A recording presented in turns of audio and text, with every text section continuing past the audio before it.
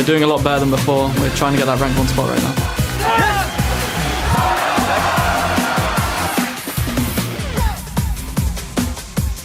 We're becoming better and better. We just need some time to get used to each other.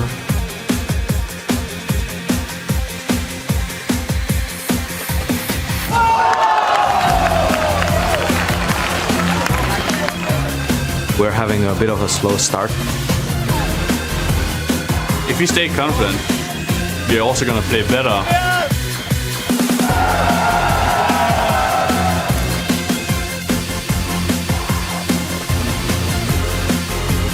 Great start this split, so yeah, we have a lot of confidence.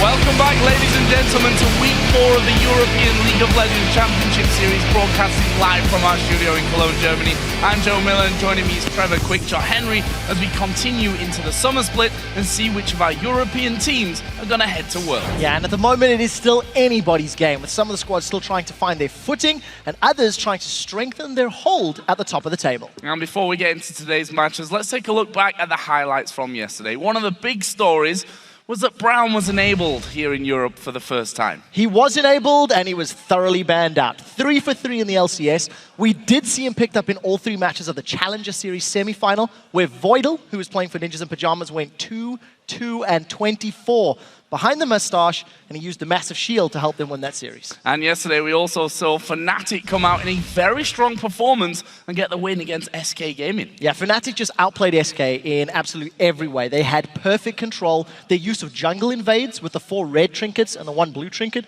was exquisite, and they strangled the life out of SK because they couldn't move around the map. And in another upset, Gambit managed to take down Alliance and keep the 7-1 Gambit curse alive. Yeah, taking down whoever's at the top of the table at the beginning of a split. And Gambit just played yesterday, played very well yesterday. They had good team fights, they had very good dragon control, they had intelligent, rotational, positional play, which is a sentence you don't associate with Gambit in the summer split, and they deserve the win. Certainly looking better, that's for sure. And our last bit of news for today is that the Copenhagen Wolves will be playing with a sub in the mid lane due to Coulthard falling ill. Yeah, so they brought in Mazurin. He played for Gaming Gear EU at the Season 3 World Championships. He had a very mean Gragas and an Orianna, and we'll have to see what champions he's going to play to, because Gragas is no longer as viable in the mid lane. Really excited to see how Mazurin does here today. Let's have a look at the current standings, though, in the European LCS. Even though the top 2 teams suffered losses yesterday, they remain at the head of the table, where Alliance is in first with 7 wins and 2 losses, and SK Gaming in second at 6 and 3. Yeah, moving past the ties in the center of the table, we do look at the Copenhagen Wolves and ROC, as both teams are 2 and 7, sharing that last place. But we have another 4 games coming here today, and we'll be starting things off with a matchup between ROCAT and the Super Hot crew, followed by Gambit Gaming versus Millennium. Then Fnatic will take on Alliance, and we'll wrap up today's LCS matches with the Copenhagen Wolves versus SK Gaming. After that, we'll hand it over to Freak and Zyrene with the European Challenger Series semi-finals as H2 Gaming take on Loblin Shaw for a chance to battle Ninjas in Pajamas at London next week. And for more information about the schedule, the teams and the players, head over to lolesports.com, where you can find all of that and much more. You can check the stats as we head down the road to the Summoners Cup, and you can also vote on today's matchups. Just give a thumbs up to the team that you think will win on the schedule, and we'll check in before each game to see how you've all voted. And to find out how you can join us at the studio here in Cologne and watch the LCS live, just click on tickets at the top of the page, and that's where you'll find all the information that you need to know to come and join us. And now it is, of course, your turn and your time to share your thoughts with us. Jump onto Twitter and tell us which team do you think has the strongest map control in the European LCS and why. Yeah, you guys think big picture. I'm just thinking yesterday, Fnatic with their trinket invade strategy definitely had the best in my mind.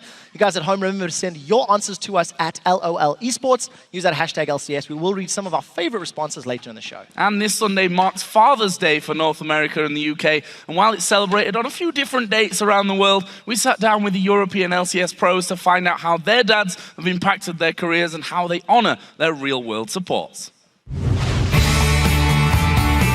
It's Father's Day. Vaterstag. Well, it's different dates for countries. My sister always reminds me when the date is, and then she sets up the present and I just give her the money and then I'm done with it. We usually celebrate some stuff on 23rd February, and that's the Day of the Man, the Day of Protector of Russia, and usually we're celebrating it with our fathers, grandpas. I'm quite close with my dad.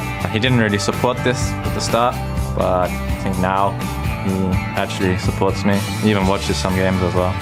And my father is really supportive of the game. He tells me that he watches all the games I play at least. Of course he's supportive. I mean, yesterday he sent me a SMS like, congratulations to me that we lost again. But usually he's very supportive.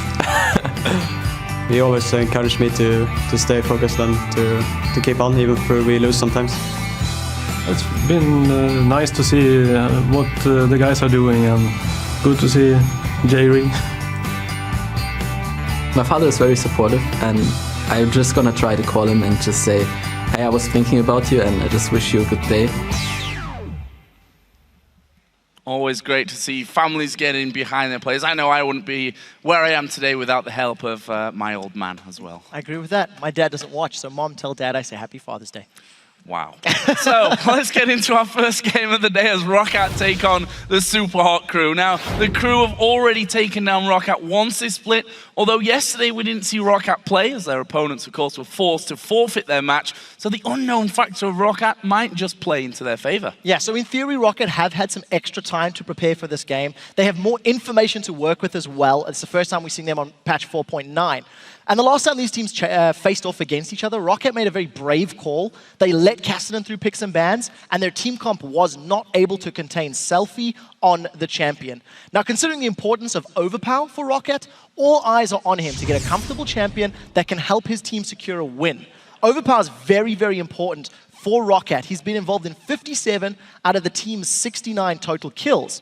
But he's actually only secured 27 last hits on champions, which puts him in 6th place out of all European mid laners. So while his kill participation is high for his team, he needs to get more kills if he wants to help ROCAT win. On the other side, the Super Hot crew was absolutely controlled by Millennium yesterday. And even though their objective game was strong, they had no answer for Kerp on Twisted Fate. And that's a champion that Selfie himself has played, and also that we know that Overpower has a taste for too. Yeah, I agree with you, and Twisted Fate did not have the same impact for Selfie when they played and lost to Millennium during week 1. Selfie just took far too long to actually use his ultimate, the Destiny, to get to those side lanes. Then the few times that he did try, Kerp actually interrupted him and shut him down. So the Super Hot crew, when we're looking at the games between then and now, have shown a focus on objectives, even under pressure. And yesterday against Millennium, they did have more towers, and they were pushing Millennium around the map, but they had no answer for their opponent's team composition. They had no answer to that Twisted Fate. The reason I'm going on about it a lot is both of these players have used that champion. We're seeing it being played more in Europe, and I do think it's going to feature during picks and bans. Yeah, whether that's a ban or a pick that gets through, we'll find out soon. But first, we're going to take a look at the starting lineups. On the blue side, it's ROCAT with Zazas in the top lane, Jankos in the jungle, Overpower in the mid lane, Selva the AD carry, and Vander the support. And of course, on the red side, we have the Super Hot crew with Mima up top, Impaler in the jungle, Selfie playing mid, Mr. Ral's the AD carry, and we will Failer as the support. So let's check in and see how you guys predicted this match will play out. According to the votes on LOLesports.com, it's actually a 71% advantage for the Super Hot crew. That's some big numbers, but if you look at current form, it's hard to argue with them. Completely agree, and the Super Hot crew are growing their fan base at an exceptional rate during the summer split. There's a lot of support behind this team, and they're earning it. They're playing very solidly. I do still think their strategic, their macro level game is quite good, but they're just a little slow to reacting to possibilities or opportunities in certain cases, like against Fnatic. It took them a very long time to close that game out. So they need to realize their strengths and weaknesses at a quicker pace. And for ROCAT, things not looking brilliant for them. I mean, they've picked up that one single win against Gambit, of course, got the forfeit yesterday against the Copenhagen Wolves, which is probably going to help them in the grand scheme of things. The fact is, though, that ROCAT really need to hunker down and get some victories somewhere. I completely agree. What we have seen from ROCAT in the past few weeks, the more standard lanes are playing into their favor because that is where they are stronger than this rotation-based lane swap meta. So let's find out then what's going to be banned and what's going to be picked here as we go into Champion Select for ROCAT versus the Super Super Hot Crew. First ban actually coming out here for Roccat will be Twitch. Not wanting to let Mr. Rolls get his hands on that one. And another brown ban. He's now, well, he continues to be banned 100% of the time. And I'm not going to make any stupid bets today about growing a mustache if he gets through. Yasuo also banned out against Selfie, something we've seen time and time again. And when you don't ban Yasuo, he punishes you, as Alliance found out. Very true. Cassidy is still up and available. Not anymore. So mid lane bans are being focused for the time being, and there's still a lot of champions up and available in regards to the top lane. So what do Super Hot Crew prioritize? Do they want to get rid of Jax, or do they want to get rid of a jungle champion? Because all of the junglers are still up. Let's have a look. Jax taken away as the final ban. Kale was also removed, and looks like this is going to be a very easy first pick for Roccat. Ziggs left up in the game. We know how strong Ziggs is on multiple fronts, whether that's sieging down towers, whether that's defending towers with his brilliant ability to wave clear. That's going to be the first choice here for Roccat. And Overpower was the first Ziggs player during the spring split to actually pick up the Spirit of the Spectral Wraith over on his Ziggs in the mid lane, farming up a lot of bonus gold. And we know it's a comfort pick for Overpower. He has played it a whole lot. I'm not 100% sure on this Rengar pick. We know Miner is a Rengar player, but Rengar has been available in the past, and he hasn't actually picked it, so we need to see if this gets locked in. And Impaler had a big smile on his face for that one as well, so I feel we may be getting drawn into something here that's possibly not going to happen. We'll have to see. Actually, the Super Hot Crew switch away. Going to go with two very strong and safe first picks here, locking in their duo, Thresh and Lucian. So the safe option for the Super Hot Crew. All of the junglers are still available. The priority ones of Lee Sin, Elise, and Evelyn. So the question is, where do Roccat and Super Hot Crew want to lock in the champions? Shyvana is still up. Irelia is still up. These are champions that both Xaxus and Mima have played in the past. If Selfie wants to play a pick-style game, he could go Twisted Fate. But knowing there's a Ziggs on the other side, it is a difficult lane matchup in the opening stages. We've seen Curb punishing Twisted Fates with Ziggs in the early game. So Selfie may opt to go for something like a Nidalee. It is available, it is still there. If they get some form of disengagement with Thresh, you've got so much time with the Flays in the box to get multiple Nidalee spears out. So a lot of time being used by both teams during picks and bans. And Nidalee already featured for Selfie in that mid lane. The highlight probably the one against the Copenhagen Wolves in week 2, where he ended 4-0-10 in that victory. On the other side though, Roccat locking in the jungler, taking Elise here for Jankos, and we'll also see Lulu come in. Expect that at this point to be going maybe into that top lane with Xaxus. We've already seen the fact that Xaxus has experimented a little bit earlier on when it comes to this year, and how he's actually played in that top lane with a few more AP champions. See exactly where that lands. Could, of course, in the end, still fall to Vanda in the support role. But now we go over to the Super Hot Crew. What are they feeling like for this? Yeah, so Europe are continuing, we believe, the trend of this Lulu top lane. We as a region do it more than many of the other regions. What I do like from the side of Roccat is if they have an aggressive jungler like Elise and they have an aggressive support, maybe a Leona, then that Lulu's going to do quite well. But for the time being, you're really just going to use that Lulu to save somebody that gets caught out, because you don't have that tanky frontline. We much prefer seeing a Lulu mid with a beefy initiator like a Shyvana in that top lane. So Roccat going with that double AP. The last couple seconds do round down, and Super Hot Crew are not going to put Rengar on the top lane. So a little bit disappointed to see that. But Mima has had a phenomenal summer split on Shyvana. 6 games played, 4 games won, and you've just got all the makings of a pick flank composition, which is what Fnatic ran yesterday. They can come in from the sidelines. If Super Hot Crew want to run Twisted Fate, he would fit very well with that flank opportunity, and it would negate the zoning power that Ziggs and Lulu offers. Or they could also just go for a Nidalee, get some spears, flank and go for team fight. So we'll see what he decides to go. Well, the side for Roccat here, locking in a Jinx and possibly Morgana, but Jinx definitely going to be in there. And Jinx is another one of those AD carries that has kind of fallen out of favor. We saw a lot of her in the spring split. Not so much here the case. People focusing mostly on Lucian and Twitch, to be honest.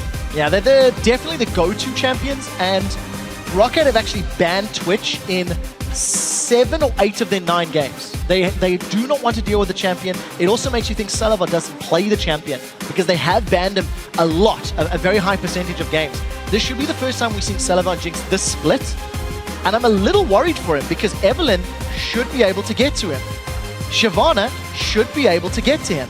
And there's a lot of opportunities to get to that back line. So risky play, but there is a fair amount of protection from Lulu, from Morgana, from the zoning Ziggs offers. So Rocket are going to be banking in these team fights on protecting Jinx and allowing Jinx to get all the damage down while Ziggs and Lulu offer zone control.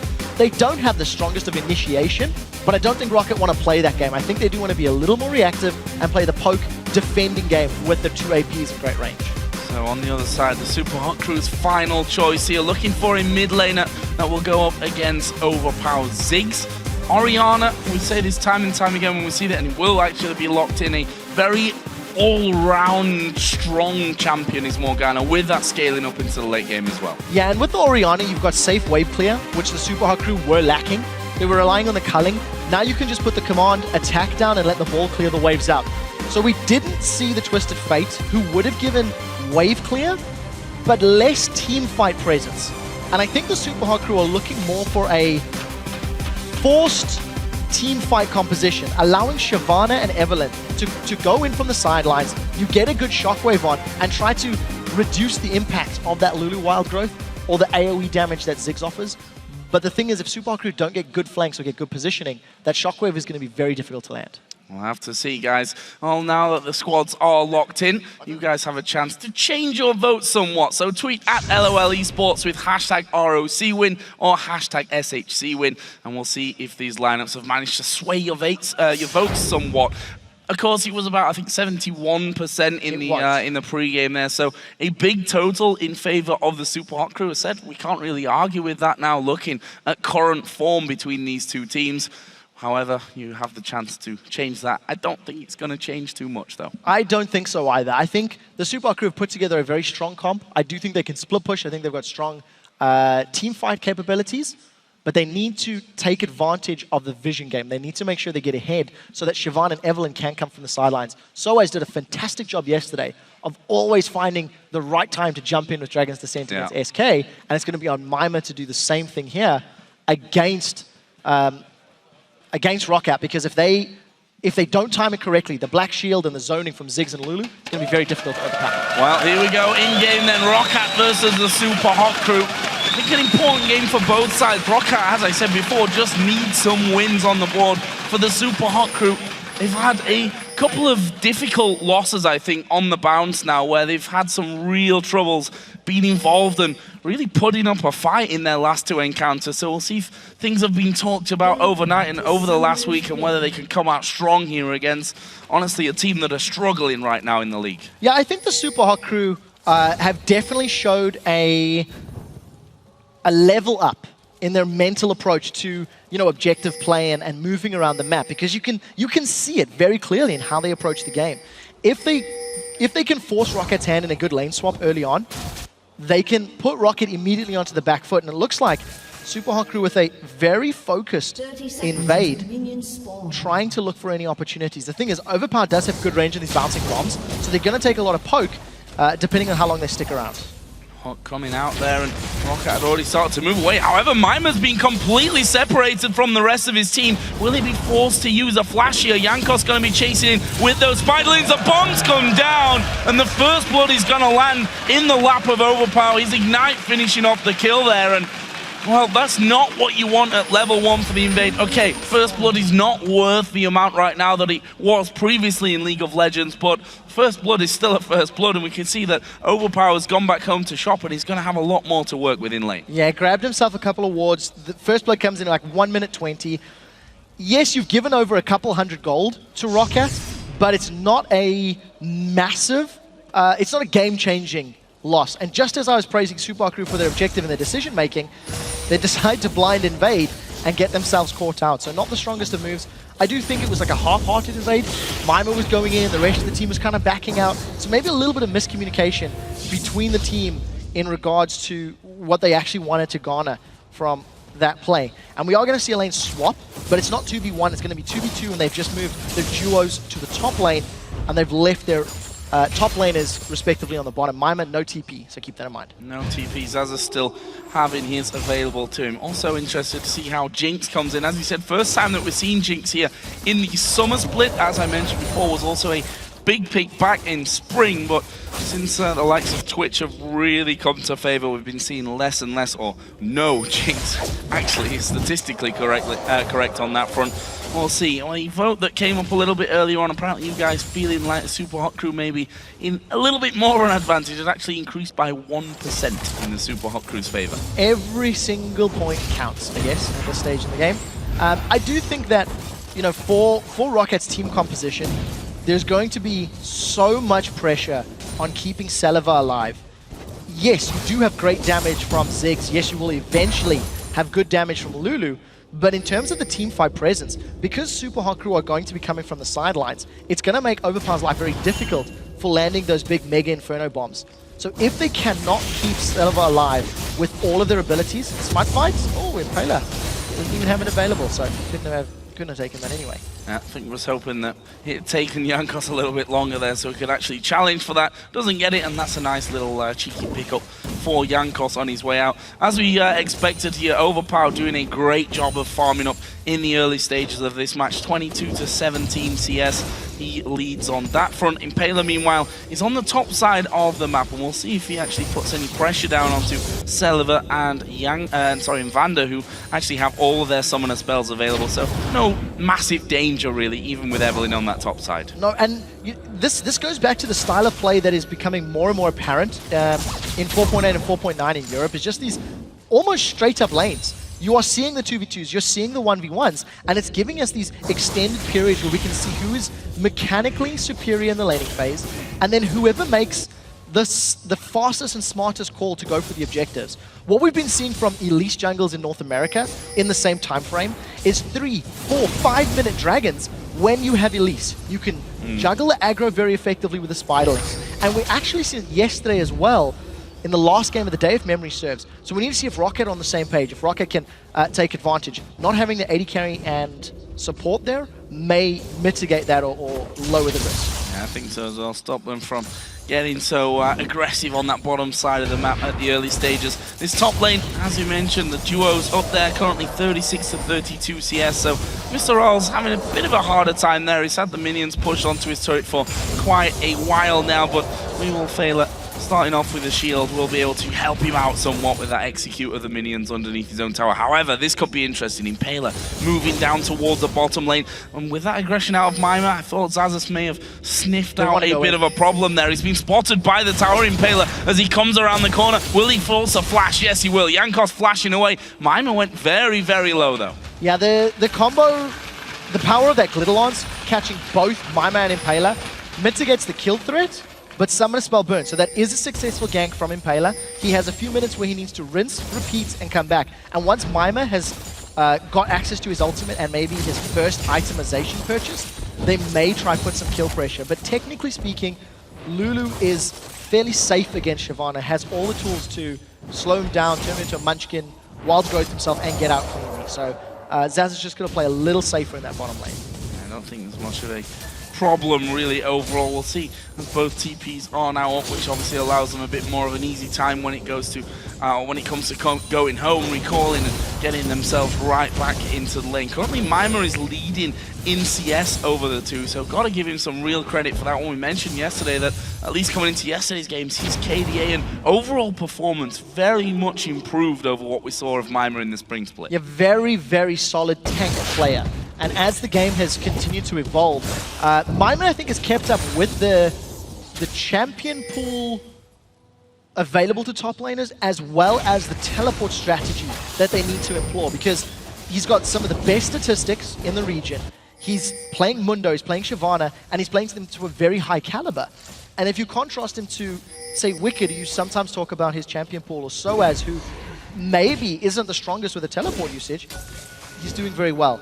Unsung hero, as it were. Unsung hero, completely agree with that one. He kind of was just quiet though, no real hype around Mima, no real negative impact either from him. He was one of those players that somehow gets under the radar all the time, as Vander is going to get himself in pink ward down and is able to get himself a bit of ward clearage going on there on that side of the map. Meanwhile, Mr. Rolls headed down towards Red Buff, thought he might be getting that given over to him, but apparently not. Impaler will just smite that away. So in my mind, the first big objective fight we're going to see will be around the Dragon. And I think Rocket may be more inclined to initiate that move because of the fact that they have Elise, because Elise is very, very strong at taking the Dragon early on. But the question is, do they do it by pulling Celevan Vander down to help them, or do they try and put Jankos in the top lane for a gank to get the tower? Oftentimes you'll only see that sort of Dragon engage once a tower objective has been secured and you've got the numbers advantage. So we need to see what the question is. For the time being, Rocket going to go for an early invade. Impaler does have Smite, and again, well, he didn't have it previously. He's going to pick a fight though. Yeah, going to throw down his ultimate here. He's going to have Orianna coming down. Mima will join in as well. There is the Dragon's Ascent over the side of the wall, and Jankos going to be the target here, but I think he's got the speed, thanks to Lulu, to actually get away from it. The shield mitigating some of that damage, and it's a nice blue steal, forcing out 2 ultimates there from the opposition. Not going to be available if any further objectives come to play. So Rocket, with the first aggressive move of the game, and they come out ahead, securing that objective, denying it from Selfie. He does have the Chalice of Harmony though, and he has got a tiny, tiny CS lead of Overpower, so he's doing well enough. But once Overpower gets his hands on that Ancient Golem buff, he's going to be able to punish Selfie a little more. We'll see who gets this big rate. And it will be Overpower. Nicely done there, moving in, throwing him up with the satchel charge and finishing off there with the bomb as well. So nice little move from Overpower, as you mentioned, a little bit behind in CS in this lane by now. Also want to just point out the AD carry totals, because there is a bit of a disparity already working out. Celevar does have the advantage, got a BF sword start, as we also see from Mr. Rolls. Yeah, so it's actually an interesting start to this game, because neither team is looking to punish an opponent. Jankos and Impaler have not been particularly gank heavy, which is somewhat expected on an Evelyn. But when you look at Jankos, he's farming up very well, 40 CS. He's already finished his Spirit of the Ancient Golem. And we talked about how Rocket are going to be relying on Celebar for damage. There's a very big indicator that Impaler, Jankos rather, wants to be a tank. Well, they're going to go on Xaxis again. He's almost got Flash. Yeah, no ultimate here for Impaler though, and I have to feel that they're not really going to get much out of that one. His Flash just coming off cooldown, and look at this, Rocket moving straight in towards the Dragon with Morgana and Jinx coming through. Lulu pushed up in the lane as well. I don't see anyone challenging from this Vander. He's just going to go up there and put a ward down into the Tribush, which will spot one of them coming through. Impaler, of course, invisible. First Dragon of the game going over to Rocket. They can go for a tower dive as well. They've got enough members on this bottom lane. Elise can juggle the aggro very effectively. Look for the cocoon. If it lands, they're going to go in. And they do land it onto Impaler this time. The aggro actually from that turret went onto Celevar though, so not really able to do much, at least for now, in this bottom lane. Good damage into the turret, but I think between Elise and Shyvana, between Evelyn and Shyvana, they may be able to clear things out. There was a TP from Xaxis onto the top lane as well to try and hold his turret. Rocket looking for the first tower of the game. They're going to get it, as well as a dot binding, landing onto Impaler. They chain the CC, and Jankos gets that kill. Super Mega Death Rocket came through, but wasn't even needed. It's a nice pickup for Rocket with a tower and a kill. Dragon, kill, and the tower, all stemming from Rocket making the decision to go for the objective. They pulled Celevan Vander away once the wave in the top lane was pushing to the Super Hawk crew. Mima's been caught. He's being caught. I think he's tanky enough at this point, and Celevar was taking damage from the turret, so decided not to go in there, as the Mega Inferno Bomb was actually used there by Overpower just to clear out this top lane and give a little bit less pressure on Xaxis' side, and also really bring Overpower back when it comes to the farm, because he's starting to lose out. However, Rocket still have 3 men. There is now a 3-man reply from the Super Hawk crew. This should be enough to defend this turret. They're going to hold this one off. What I really like about how Rocket have pulled this very nice lead in the early game is they made the conscientious decision to force the minion wave in the top lane, then pull Celevar and Vander down to this bottom lane for support. And we talked about how with the Elise on your team composition, you've got superior Dragon control in the early game. So they took advantage of it. They made the play, then they punished to get a tower. So I really like the decision-making from Rocket, but Super Hawk crew haven't done anything to try interrupt them. Super Hawk crew have been very passive in this laning phase, and they've given Rocket the time to make an informed decision. Seeing the first items actually coming out now as well with that gold lead for ROC. Bloodthirster is done for Celiva, whilst Mr. Ral's only got the ingredients for that one and not finishing it off. We see the Athene's Unholy Grail is finished already in the mid lane for Selfie. Not quite done on Overpower's side, but I'm guessing that he's sat on a decent chunk of gold. And look at this, ROC moving from that bottom lane straight into the mid lane. Super Hot Crew had recalled from there, and they get a free turret. That shouldn't happen. I mean, Selfie backed away. Rocket happened to make the move for the middle lane literally as Selfie had moved away. So a little unfortunate for the Super Hot Crew, but you do have to give credit to Rocket. They made the aggressive move. They've secured their second tower of the game. And Impaler is sniffing around. It's very clear Impaler wants to try shut Xaxus down. This is the third gank. We'll see if this one works. Well, he's got Wild Growth available, he's got Flash available, and there is the Wild Growth. Will knock both of them up, even putting down a good return on the damage towards Impaler. Blue buff again is going to be stolen away by ROC. Second time in a row that Jankos will smite that one out for the victory. They may, however, lose his turret, but Impaler is actually tanking it up here. Goes very, very low, almost being finished off. That was really, really well done from Impaler. Impaler was so close to being taken up by that Glitter Lance. Very, very close indeed. Manages to sidestep it at the last second. Tower was secured in exchange for a blue buff, but Rocket have set their sights on the inner turret. There is support from Super Hot Crew, and that's the wave clear of the Orianna. Able to not only clear the minions, but prevent Rocket getting closer. Celiva needs to have more ranks in that queue. Just see how he's doing before he tries to siege up those towers. But for the time being, Rocket, a very commanding start to this game. Looking incredibly strong, and this is the ROC maybe we could say of the spring split that surprised everyone in where they managed to finish, trying to put down some damage here on towards that middle outer turret, but sufficient cover already there with Overpower, Celiva and Jankos all coming in to make sure that there was no damage done onto that middle outer turret, and that leaves ROC with the lead on multiple fronts here. A bit of ward clearing out as Vander will spot the pink that's in that death brush. And a little bit nervous about sticking around to finish it off. I think he didn't quite have vision of everywhere else, but not a problem really. Blue Wolf also spawning on the ROC side of the map. Let's not forget that Jankos stole the last couple away from the Super Hot Crew, and Overpower will get his own. So thorough buff control here from the ROC side. So the question is, who's going to make the move for the next dragon? I think that's going to be the focus for Rocket, and that could be the opportunity for the Super Hot Crew to regain some footing in this matchup. If the Super Hot Crew can get Rocket to clump up together and land a strong shockwave with Evelynn or with Shyvana, that's how they can get back in the game. But for the time being, Super Hot Crew are nowhere to be found. This is the third tower they've given up, undefended. Two of them back to back, just not responding and not respecting Rocket's rotations. And they need to move quickly here. They've only got Mimer defending this top wave. There's a siege minion in there as well. They've got a lot of damage. This is 4 men from Rocket pushing on through. They're going to send We Will Failure up there, but he's really not going to offer too much. And Rocket get his second turret in the top lane, completely uncontested. Mr. Rawls should be able to get rid of this outer turret in the bottom lane here, but Rocket having a bit of an easy time here pushing those turrets through. 20 seconds until Dragon. Super Hot Crew do grab a tower out of the deal, but they've lost an inner turret. We've seen a few interesting things. Mimer's grabbed himself a Banshee's Veil as his first big item collection, and I do think that's a great Mega Inferno Bomb from Overpower.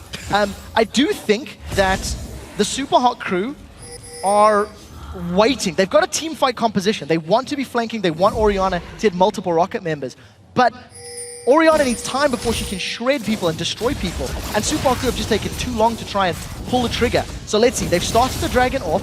Look for Vander to land a good Dark Binding. That'll be their initiation. That's a good box going down though from We Will Fail. It'll stop them coming in and allow the Dragon to go over to the Super Hot Crew. We know Zaza's TP'd in for that one. Mimer also teleported down towards the Dragon area should a fight have broken out. Didn't happen. The Super Hot Crew get a Dragon pack. That's vital at this stage for keeping them in the game. Yeah, it really, really is. And the way Rocket are playing, they didn't want the team fight. I think Rocket recognize and appreciate that in a straight-up head-to-head 5v5, their team comp will most likely just get run over, will just get trampled by Evelynn, by Shyvana, and then the Orianna ball on top of them. So instead of putting themselves into a team fight, which they would probably have lost at that stage in the game, they give the Dragon up. It is a smart decision.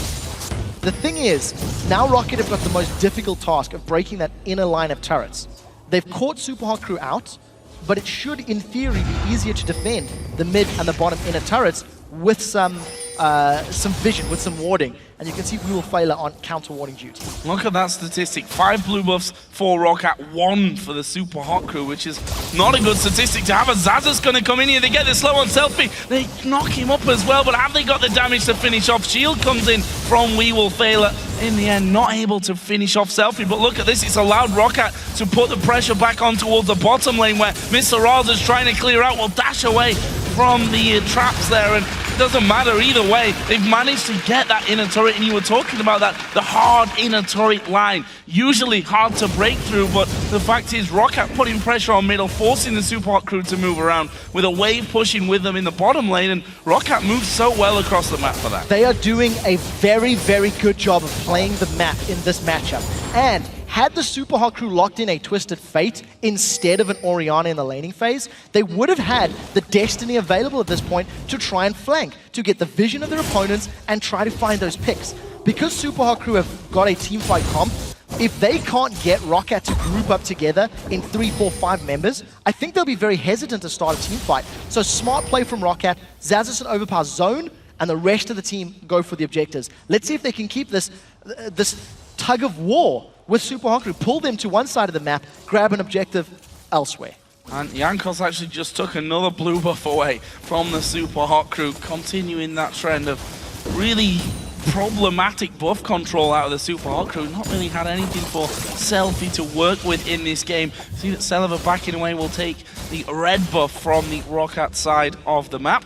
And I'm guessing that he's actually sat on a decent amount of gold here to go home and spend. Bloodthirster was complete earlier, got himself Berserker Greaves in there as well. So we'll see exactly where Selva decides to go next in terms of his item build. Yeah, he's a little bit of CS behind Mr. Rolls. That is, of course, a symptom of moving around the map and playing the rotation game. He hasn't been sitting in a single location long enough. Paela almost gets caught out. But again, we're getting closer to Dragon respawning. The previous one was secured by Super Hot Crew, uncontested by Roccat. And I think Roccat have built themselves up a nice lead, but they're not exactly, so clearly ahead that they can just instantly win team fights. It is only 2,000 or 3,000 gold right now, which is not a massive amount. But look at Jankos' build. He's got Aegis of the Legion as a second item. He's playing full support tank jungler. He wants to be the front line. He wants to annoy and interrupt Super Hot Crew as long as possible, just further adding to this, sort of protect the Jinx sort of comp that Roccat have put together. I said earlier, the ideal scenario with Evelynn, come around the back of people, flank the team. There's been no full-on team fights here out of Roccat. They've only got 2 kills to their name right now, one of which came after about a minute's play in this matchup, which shows you how slow it's been in terms of Roccat wanting to team fight, even with the lead. But the fact is, Impala's not really had much of an impact. He forced a flash from Xaxis, and that's about it. But look at this, slow gonna come down. Here's the ulti out of Fanda. I think they're gonna be able to lock up Mima. No, he flashes last second there before the ulti procs, but Selva now will be forced to flash on his own. Good job, but the hook lands, the flame will come in, and Selva is gonna go down. That's a nice pickup for the Super Hot Crew. Very, very nice pickup. We Will Fail his flash hooks have been very good. He did that against Fnatic as well, if memory serves, flashing over tidal waves and getting the CC. What I like from the Super Hot Crew is they've instantly responded. Not only did they get the kill, they've come back to defend a tower. So, they've caught Overpower. They've caught Overpower out there with the hook, but no real follow through because Selfie had already been CC'd up at the back with a good binding coming out. Meanwhile, Xaxis putting down some pressure, and they're zoning them out really, really nicely here, and that's the problem. This Ziggs getting ahead, got a lot of damage already with the Athenes, with the Void Staff, got a needlessly large rod in there as well. He's hard to stick around when Ziggs is there. There is 1 minute until Dragon. So the Super Hot Crew with the kill, it came a little early. They weren't able to transition from a kill to the objective. So what they have done is got a few extra wards in the river, but the Roccat vision is superior to Super Hot Crew at this point in time. Teleports are available, so for this next Dragon engagement, it looks like Roccat are moving into position. It looks like they're trying to get wards down to predict where the Super Hot Crew are moving in and then securing that objective, because there are, again, it's only 2,000 gold, and the longer Roccat wait, the more likely Super Hot Crew are to find an opportunity to flank. That's a good binding. That is a very strong binding. Got shields coming out though, so preventing most of the damage follow-up that came from Rocket. However, they are the team that have the position there by Dragon, which will be coming up in just a couple of seconds. And once that is actually there, we'll see if Rocket are just going to go straight in and take it. They've got 4 men there, as you mentioned. Crucially, TPs are up for both Mima and Zazas. Dragon going to be started here by Rocket. Yeah, Mima's closer, so he's not going to need the channel time of teleport to get in range. Rocket are split up. Jankos and Silva are trying to rush the objective down, while Impaler wants to sneak it away. Let's see how far Zazas can get. He's teleporting in. Teleporting right to the front. Mima is in the thick of it as well, but I think the Super Hot Crew are going to be pushed away from this one. I think the Dragon actually did reset there, so he's going to have to be worked down from full HP. Once again, they managed to catch out Impaler. Is he going to go down? The bomb comes through. Loss of damage coming in, but Mima right in the middle of the team will actually have to ulti himself out of there. In the end, it's Mr. Rolls that gets the kill. There's the shockwave coming in. Overpower goes low. They can't quite finish him, and they turn it around on towards Selfie. Selfie got himself the kill before going down, though. That leaves us at a 1v1. The hook goes to Selva, but We Will Failure will pull him into a death. Does go down in the end. That was the ignite from We Will Failure, and it will be a 3-for-2 overall there in favor of the Super Hot Crew. We Will Failure lands a very crucial hook, which allows the Super Hot Crew to get that extra kill with the last tick of that ignite. The one thing I want to give highlight to is Rocket had actually started the fight incredibly well. They did not present themselves as a 5-man unit to get caught by a shockwave. Now as Mima coming in with the TP, that's a very quick back away. Zazas does not want any of that. Jankos is sticking around. Let's see who's going to get the Dragon. Doesn't look like Jankos, or maybe he does. Flash and Smite. Oh. Joe, it's not over yet. You have to be real careful because Impaler's low and he's going to get bound up. There is the kill. Jankos will get that one. The Dragon really baiting them in here, but Zazas will also die. Mr. Rolls gets that kill. Will they stick around here for Dragon? I can imagine so. They've got Oriana, who will finally get a blue buff of his own. Thresh coming down as well. The Super Hot Crew going to have the numbers advantage by Dragon. Let's have a little look at that one. What I really liked about how this fight started is Rocket kept themselves split up. So the power of Super Hot Crew is reduced because they can't hit multiple targets. You've got Van and Overpower zoning from the left. You've got Zazas zoning from the right. And it was only once Jankos got sort of found a pick onto Impaler that the team fight really broke off. But again, look at Super Hot Crew. They want to be grouped up. They want to be fighting as a team, and they didn't get the opportunity to do so. Great culling on the fallback from Mr. Rolls. Landed that last killing blow, and look at the death sentence from We Will Failure. Holding Celeva in place, and Mr. Rolls and Mime are just going to get that last bit of auto attack damage. Ignite gets the kill. Minions helping out with that one as well. So where does that leave us? We're 25 minutes into this game. We're tied 5 all in kills, but 5-2 in towers for Rockites, giving them about 2,300 in the gold lead. Let's have a look now if that changes, because Dragon has been started. Super Hot Crew are too slow to react to this one. Rocket get themselves another one. 2 out of 3 so far. Yeah, very well played. You did also highlight the fact that Selfie got his hands on that blue buff a few minutes ago. That's actually the first blue buff that he's got his hands on in a long time. They picked another fight, they've caught Selfie. And Selfie's in no man's land, but again, a good lantern from We Will Failure will allow him to get back a lot of shields on both sides of the map here. We saw it during that last fight that it looked as though Impaler was going to die. Then he got shield after shield. So many heals came in onto him, and he was able to stick around for it. Here's another blue buff spawning in, which will go to Overpower. But Rocket, the team that are still in control, but these team fights still not a done deal. No, they're definitely not. What I do like is that Super Hot Crew, Rocket are actually playing their comp very well. They're not putting themselves in a position where Super Hot Crew can punish them. And as this game continues to grow, we're going to see whose late game decision making is going to reign supreme. What I like about Super Hot Crew's trinkets options, they've got 3 reds and a blue, which is, in my mind right now, more about the defensive play. They need to clear out the wards in their jungle because Rocket have spent a massive amount of time moving through Super Hot Crew's jungle. So whereas yesterday we've seen all those reds being used aggressively for Fnatic, today it's more defensive for Super Hot Crew. They don't want to be caught off guard. They don't want to be surprised. Rocket, on the other hand, they want to clear the vision. They want to come from the sidelines. Landed good Dark Binding, landed Glitter Lance, which will allow Celavar to get all of his damage down because he's almost got that last Whisper completed. And we've already seen how quickly he melts towers and melts dragons. So, Super Hot Crew could do with a couple of towers here. Middle, outer turret still not down for them. Such a crucial one. Definitely the most important on the outer ring of turrets overall. not even being able to really do much damage, but they are starting to settle in around that one as Overpower's like, yeah, I just farm them from a distance while you're trying to take them away as well. Yeah, nice try. Nice try. But Overpower secures it. CS-wise, Super Crew are doing a better job.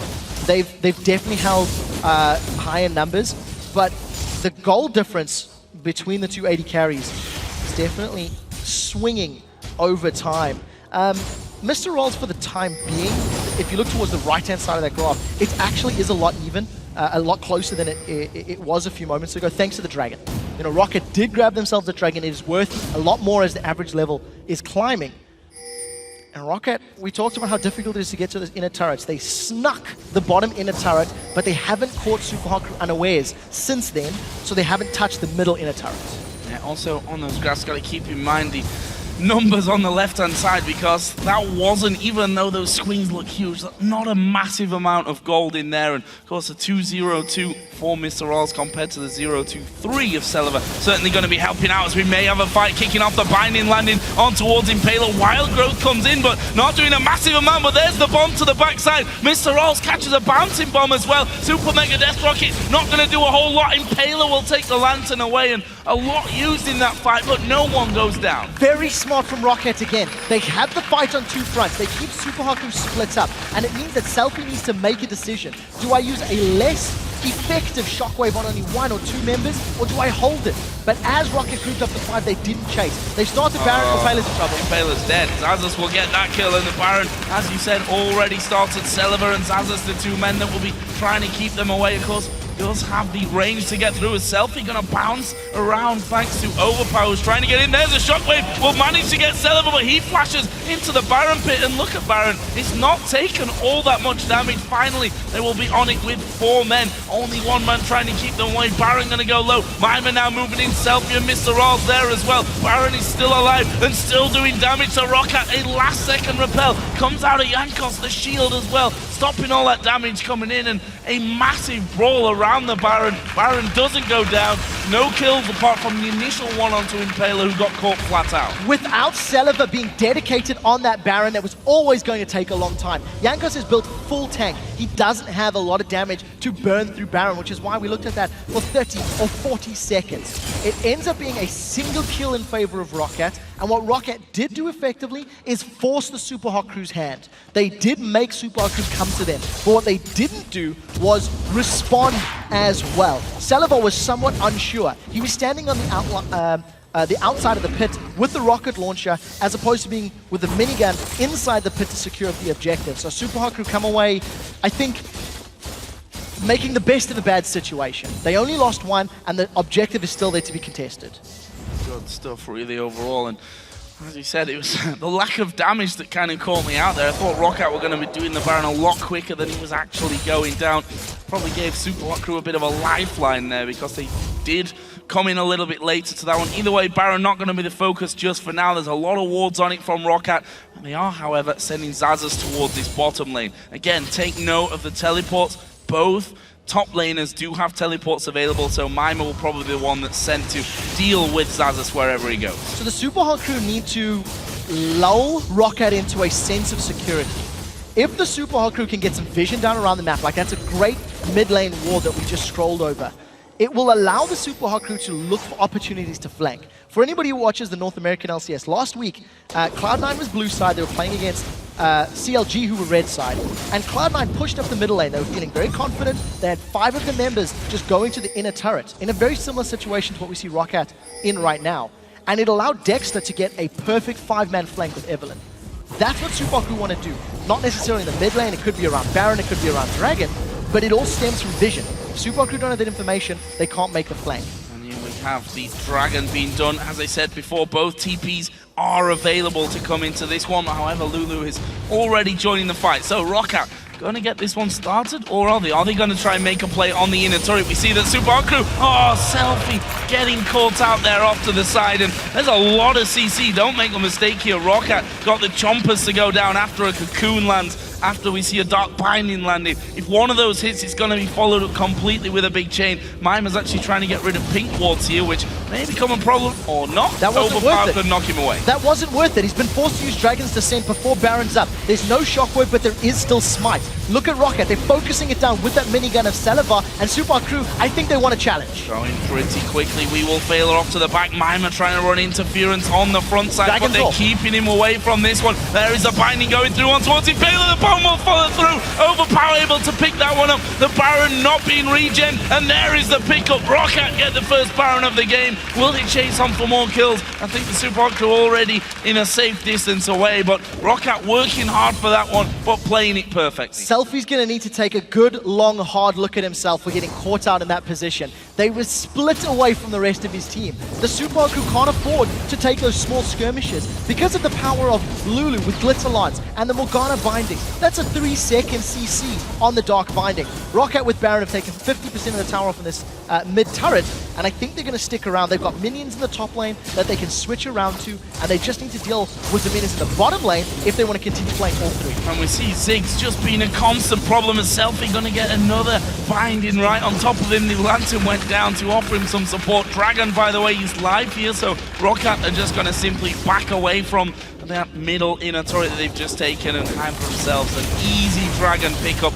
And this is where the game gets a little bit out of control. The Super Crew are trying to hold it in, but then you lose a Baron, a tower goes straight after a couple of kills mixed in. Then you lose the Dragon on top of it, and we start closing in on 10,000 gold.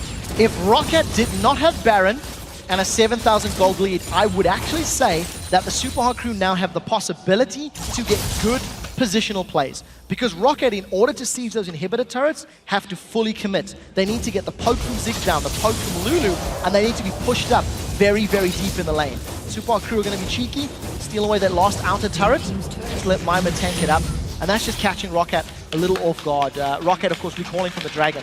So for the Super Crew, the name of the game is look for the opportunity to punish Rocket on an aggressive move. Because Super Crew are behind in gold, behind on Baron, if they make an aggressive play, they can get punished and really fall further behind. Whereas if they wait for Rocket to make a move, Super Crew have the option, dive in, get a good shockwave. We still haven't seen Selfie hit more than one target with a shockwave.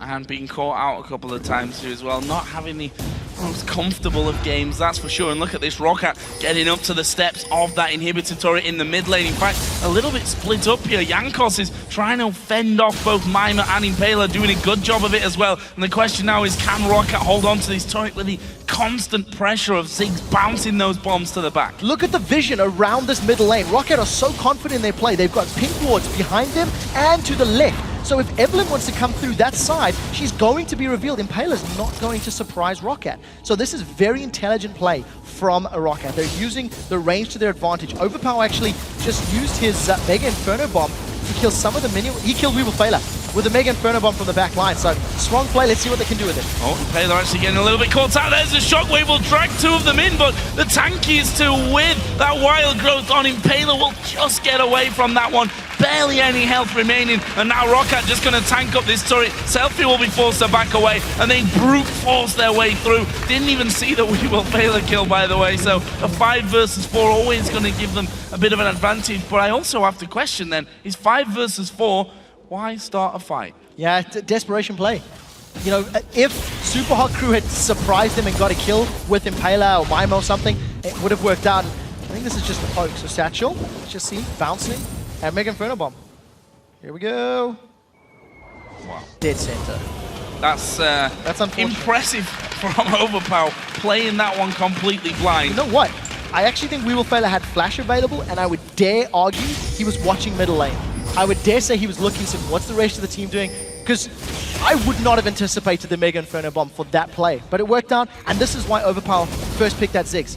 312, 320 CS, and he's had some very good Mega Infernos. He's controlled the waves, and he's just grabbed kills left, right, and center. They also come decisively quick. We obviously get the forewarning in as a spectator, but for them it's sometimes a little bit touch and go. They may have felt, even if I flash away here, I'm not going to have that for later if I want to make a play or even escape when it's a 5 versus 5. Either way, it leaves ROCat solidly in the lead, and as I said, that 10,000 gold lead is about to hit 61.3 to 51.9 in favor of ROCat. 7-3 up in turrets, got the leading kills as well. The question now is, what are the Super Hot Crew going to try and do to stay in this game? One thing that's now working in their favor, or I can't really say working in their favor, but it's not as much of a problem anymore, is the fact that the Baron buff has ran out for ROCat. Yeah, it'll only be a couple of minutes before it's available again though, and ROCat have played very patiently and they've played very controlled.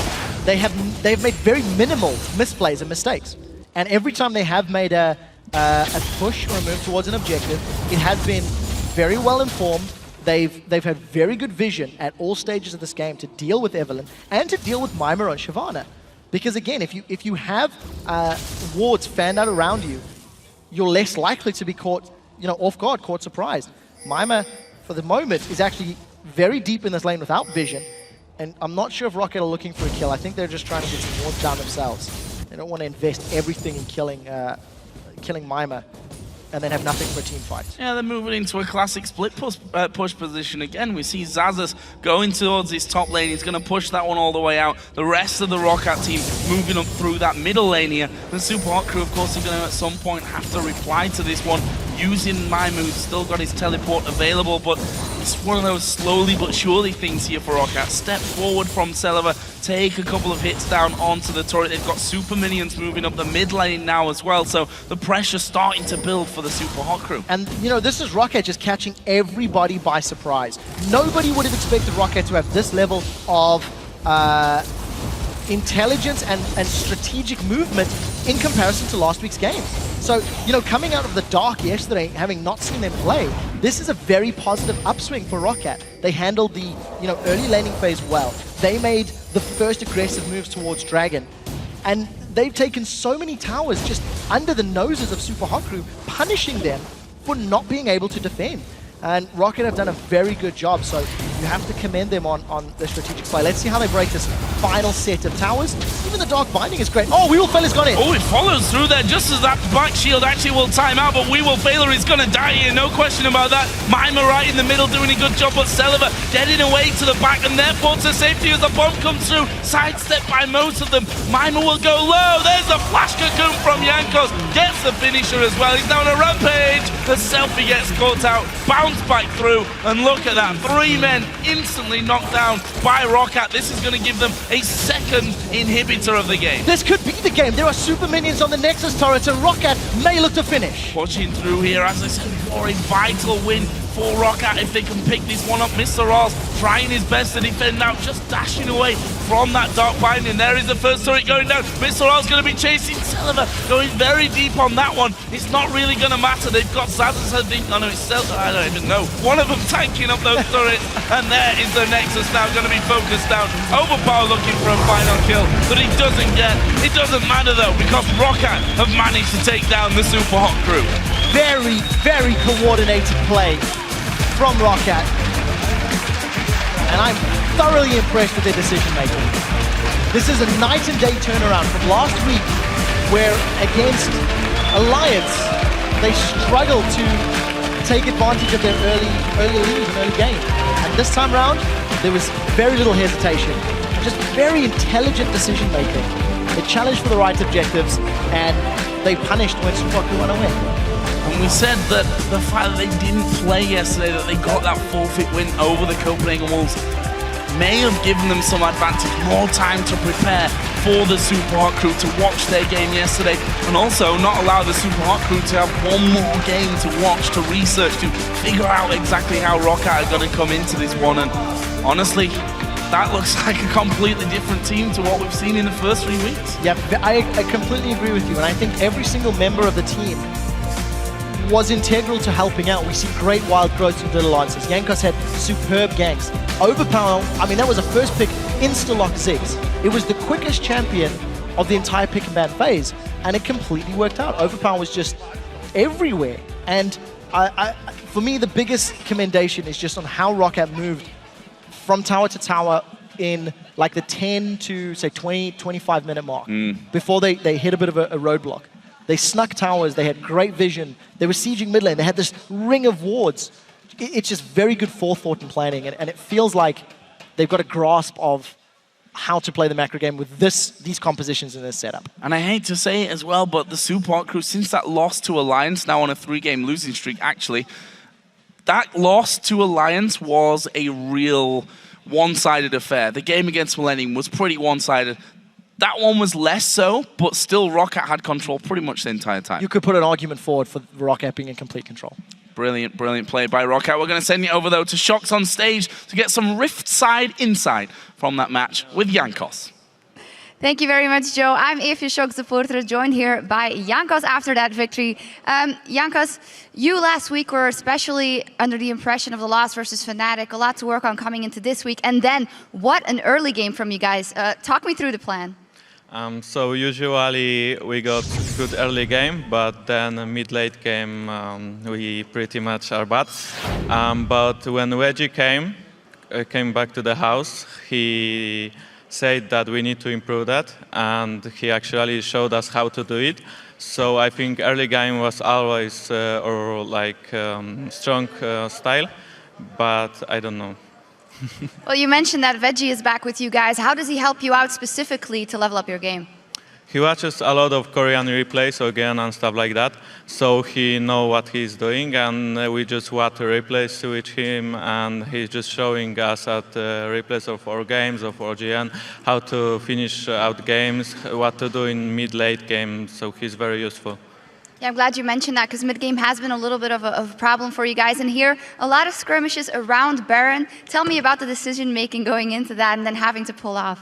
We knew that we had advantage, so we just wanted to ping Baron and just bait them to come to us. And we just poked them, then bait Nashor, pick up a few kills, then again bait Nashor, and finally we took the Nashor and a few kills, and we just snowballed from that. All planned. Well, congratulations. Thank you very much. Thank you.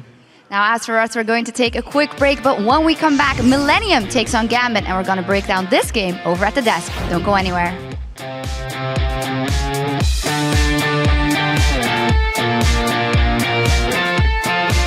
If anyone asks, we prepared a lot for this game, okay? If Mishai asks, if Nick asks, we really knew what we were doing.